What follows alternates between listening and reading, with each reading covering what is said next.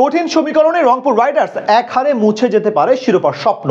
তবে জিতলেও নেই স্বস্তি, কেননা ফাইনাল নিশ্চিত করতে খেলতে হবে দ্বিতীয় কোয়ালিফায়ার ম্যাচ। এদিকে গ্লোবাল জয়ীদের মাথা ব্যথার কারণ হয়ে দাঁড়িয়েছে মিরাজের খুলনা টাইগার্স। শেষ ম্যাচের বিষাদময় স্মৃতি ভুলতে কেমন একাদশ নিয়ে মাঠে নামবে নুরুল হাসান সোহানের দল? বিস্তারিত রিপোর্টে। টানা ৮ জয়ের পর ৪ ম্যাচে টানা পরাজয়। কেউ হয়তো স্বপ্নেও ভাবেনি দুর্দান্ত ফর্মে থাকা গ্লোবাল শিরোপাজয়ী দলটার শেষ পরিণতি রচিত হবে এতটা বিষাদ নিয়ে। আসর শুরুর দিকে যে দলটার আকাশসম সফলতায় উচ্ছ্বাসে ভেসেছে ভক্ত সমর্থকরা, তারাই এখন গুনছে হতাশার প্রহর। কেননা পয়েন্ট টেবিলে শেষ পর্যন্ত নিজেদের রাজত্ব ধরে রাখতে পারেনি নুরুল হাসান সোহানরা। এমনকি জায়গা হয়নি পয়েন্ট টেবিলের দ্বিতীয় স্থানেও।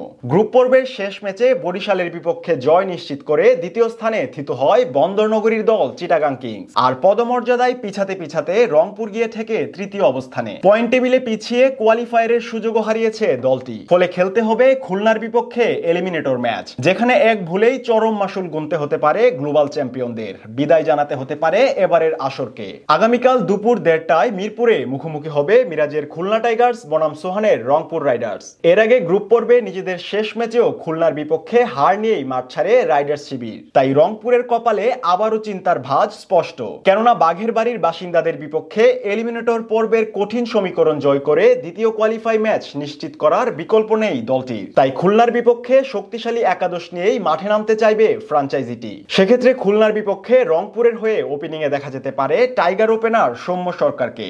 সম্প্রতি চোট কাটিয়ে মাঠে ফিরেছেন রংপুরের এই তারকা। তবে প্রথম ২ ম্যাচে পূর্ণ ছন্দ খুঁজে না পেলেও শেষ ম্যাচে খুলনার বিপক্ষে খেলেছেন ৭৪ রানের বড় ইনিংস। তাই এলিমিনেটর ম্যাচে রংপুরের আস্থার পুরো প্রতিদানই দিতে চাইবেন সৌম্য সরকার। সৌম্যর সাথে ওপেনিং এ সঙ্গ দিবেন অজি ওপেনার ডেভিড ওয়ার্নার। সম্প্রতি বিগ ব্যাশ শেষ করে আরেকটি লিগে যোগ দিয়েছেন এই মারকুটে ওপেনার।